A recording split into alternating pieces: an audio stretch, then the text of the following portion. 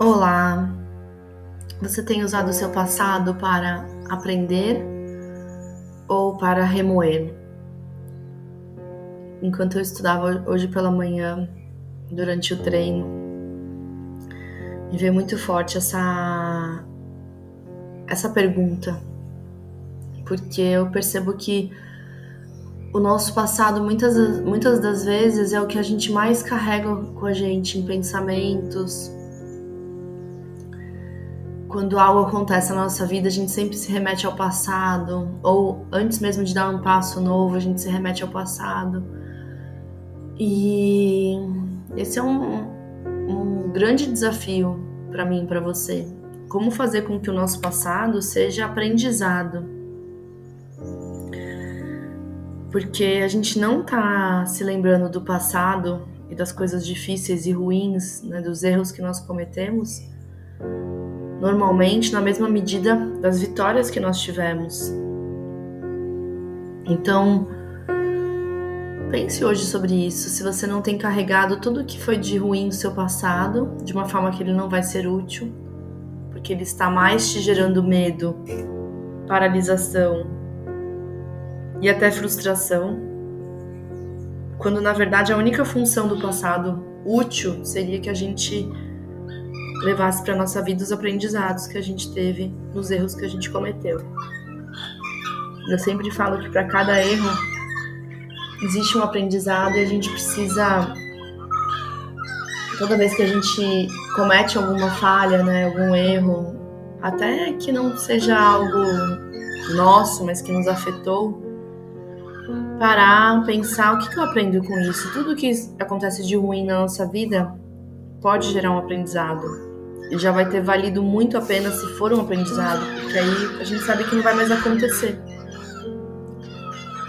Por outro lado, temos esquecido muito as vitórias, as pequenas vitórias, os pequenos avanços. Às vezes você teve a coragem de começar um estudo, talvez nos últimos meses você tenha lido muitos livros que era uma meta sua de vida e você nunca tinha conseguido. Você está iniciando um projeto novo mesmo com medo, você está superando através da sua coragem. Você conheceu pessoas e está em mesas hoje que você sonhava tempos atrás e era um desejo seu.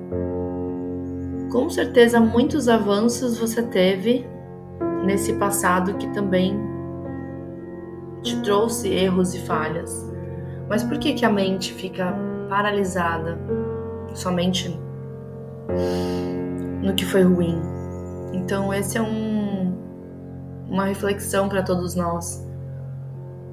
Faz muito sentido porque, de fato, no nosso passado existem coisas boas e ruins, mas em geral as pessoas se prendem a tudo aquilo que não foi bom e tem uma certa dificuldade em pensar o que funcionou nesse passado, porque nem tudo foi ruim.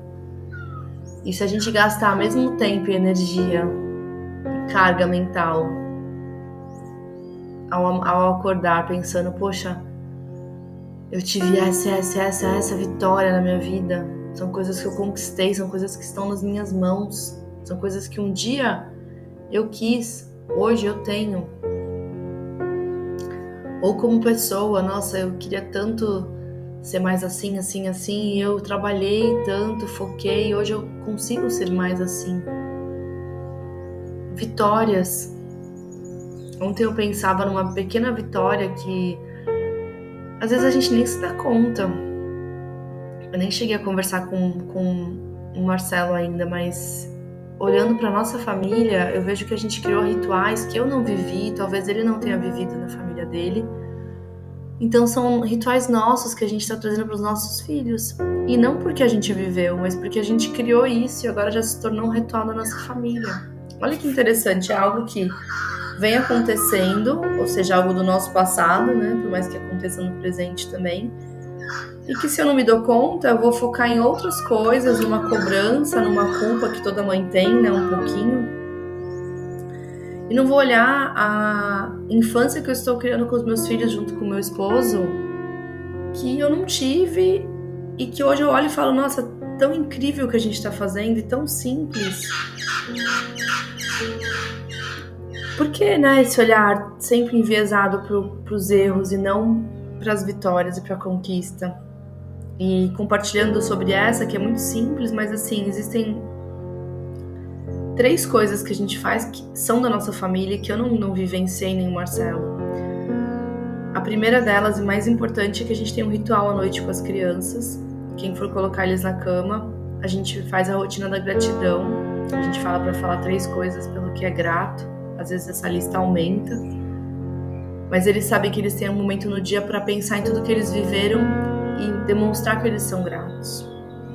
Quando acaba essa rotina, né? Se for eu que for colocar eles na cama, eu falo também, as crianças falam.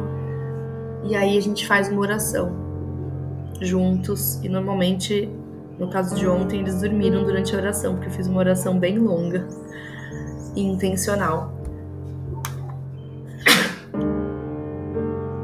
Aí eu, pensando, né, sobre esse ritual que eu não vivi, mas que hoje meus filhos, para eles é real, eu pensei em mais uma coisa. A gente faz com muita frequência agora no inverno, provavelmente a gente vai fazer muito mais. Tanto que eu já tô aqui coordenando como ter um estoque disso em casa. Fazer algo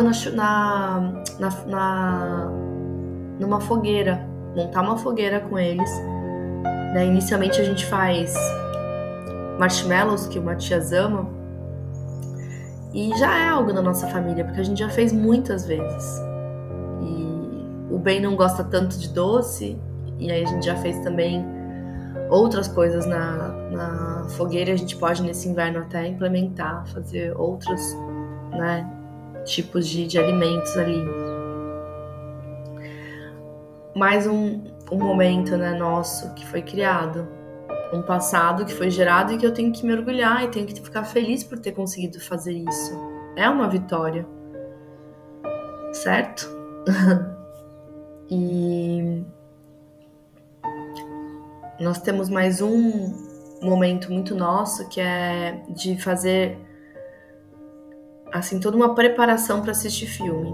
Então, quando a gente vai assistir um filme, são os 4 juntos, a gente arruma o ambiente. Então as crianças pegam suco, pegam para os 4, né, fazem copinho com os 4, já preparam a pipoca, eles já sabem preparar, né. O Matias sempre com uma supervisão, mas o Ben já consegue sozinho ali no micro-ondas.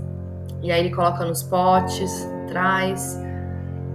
E esse é o momento. Sempre tem alguma comidinha. Se não tiver pipoca, a gente pega um amendoim. E esse é o momento nosso também.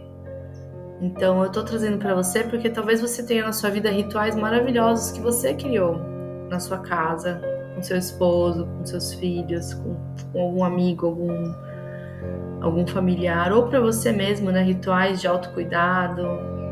São coisas boas que você tem no seu passado e que você está carregando, mas ao parar para pensar, vem os pensamentos das falhas e dos erros. Eu quero que você substitua esse sentimento hoje, do passado, do que deu errado. E toda vez que vier um pensamento do que deu errado, você se obrigue a pensar pelo menos em 2 coisas que deram certo. E com certeza você vai ficar surpresa o quanto a sua mente tenta te levar para o negativo, mas você pode lutar e dominá-la, colocando, né, como resposta algo muito positivo. Eu tenho certeza que se você fizer isso, muita coisa vai mudar dentro de você. Todo sentimento ruim que às vezes fica preso vai dar lugar agora à gratidão, ao orgulho de você mesma, né? A capacidade de você comemorar as suas próprias vitórias.